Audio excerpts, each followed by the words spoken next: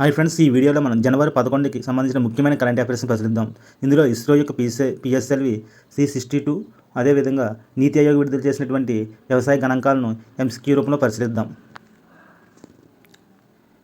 మొదటి ప్రశ్న, PSLV C62 machine యొక్క ప్రధాన ఉపగ్రహం ఏమిటి? Option A EOS-09, option B EOS-91, option C Cartosat 3, option D Oceansat 2. ఇక్కడ సరైన ఆన్సర్ చూస్తే EOS-N1 పిఎస్ఎల్వి C60 ద్వారా ఇస్రో జనవరి 12వ తారీఖున ప్రయోగించనున్నది. మరో ప్రశ్న, EOS-N1 అన్వేష్ ఉపగ్రహాన్ని ప్రధానంగా ఏ సంస్థ అభివృద్ధి చేసినది? ఆప్షన్ ఏ భారత వాతావరణ శాఖ, ఆప్షన్ బి భారత వ్యవసాయ పరిశోధన మండలి, option C DRDO, option D NITI Aayog.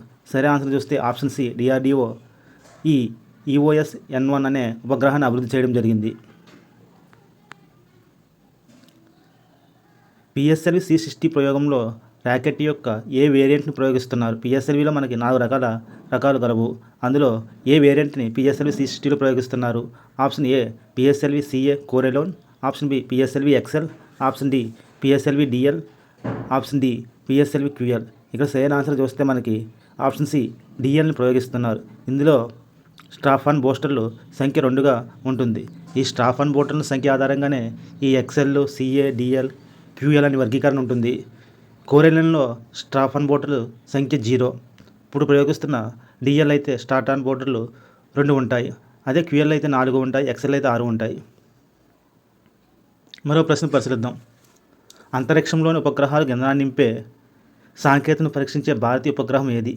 ఇందులోనే మనకి ప్రయోగించే మరొక ఉపగ్రహం ఆయుల్శాట్. ఇది అంతరిక్షంలోనే ఇంధనాన్ని నింపే సాంకేతికతను పరీక్షించే సాంకేతికతను ఇందులో ప్రయోగించనున్నారు, ఆయుల్శాట్.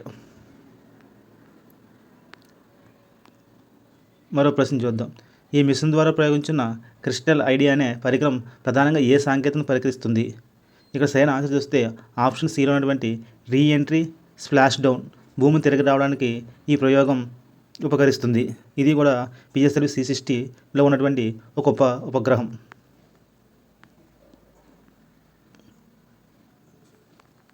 ఇంకా అదేవిధంగా నీతి ఆయోగ్ ఇచ్చినటువంటి వ్యవసాయ రిపోర్ట్ ఆధారంగా కొన్ని ముఖ్యమైన పరిశీలనలు చూద్దాం. వ్యవసాయ రంగంలో పనిచేస్తున్న మొత్తం శ్రామిక శక్తిలో మహిళలు ఎంత శాతం గలరు? దీన్ని ప్రధానంగా నీతి ఆయోగ్ రిపోర్టు నొక్కు చెప్పడం జరిగింది. ఇక్కడ సరైన ఆన్సర్ చూస్తే ఆప్షన్ సిలో ఉన్నటువంటి 64. మొత్తం వ్యవసాయ రంగంలో పనిచేసే శ్రామికుల్లో మహిళలు 64% ఉన్నట్లు ఇది స్త్రీశక్తికి నిర్వచనంగా ఆయన చెప్పడం జరిగింది.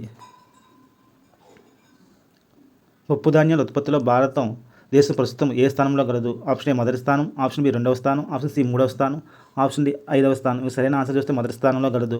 అయినా ప్రస్తుతం మన వినియోగాన్ని సరిపాక కొన్ని రకాల పప్పు ధాన్యాలు మనం దిగుమతులు చేసుకోవడం జరుగుతుంది. మరో ప్రశ్న పరిశీలిద్దాం.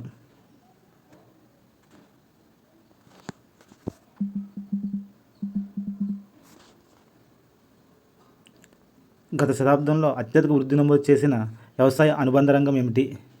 గత శతాబ్దంలో అత్యధిక వృద్ధి నమోదు చేసిన వ్యవసాయ అనుబంధ రంగం ఏమిటి? పాడి పరిశ్రమ, పౌల్ట్రీ, ఆప్షన్ సి మత్స్యరంగం, ఆప్షన్ డి ఉద్యాన రంగం. సరైన ఆన్సర్ చూస్తే మనకి ఆప్షన్ సి మత్స్యరంగం సుమారుగా 90% వృద్ధిను నమోదు చేయడం జరిగింది గత 10 సంవత్సరాల్లో. మరొక ప్రశ్న, నీతి ఆయోగ్ జనవరిలో విడుదల చేసిన నివేదిక ప్రకారం 2015-16 ఆర్థిక సంవత్సరం నుండి 2024-25 ఆర్థిక సంవత్సరం మధ్య, అంటే దశాబ్ద కాలంలో సగటు వార్షిక వ్యవసాయ వృద్ధి రేటు ఎంత?